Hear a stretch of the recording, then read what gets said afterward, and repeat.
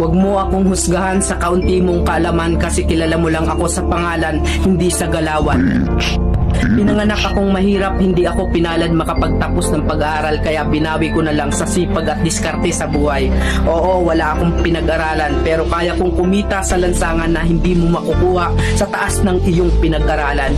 Bago mo ako husgahan, daanan mo muna lahat ng napagdaanan ko para malaman mo kung sino at bakit ako ganito. Huwag mo husgahan ng isang tao dahil sa natapos niya. Dahil minsan, kahit yung mga taong hindi man humahawak ng diploma, daig pa nila yung nakagraduate ng may corona. Bawat tao may kanya-kanyang kwento sa buhay. Kaya bago mo sila husgahan, alamin mo muna ang kanilang pagkatao at tingnan mo muna ang sarili mo.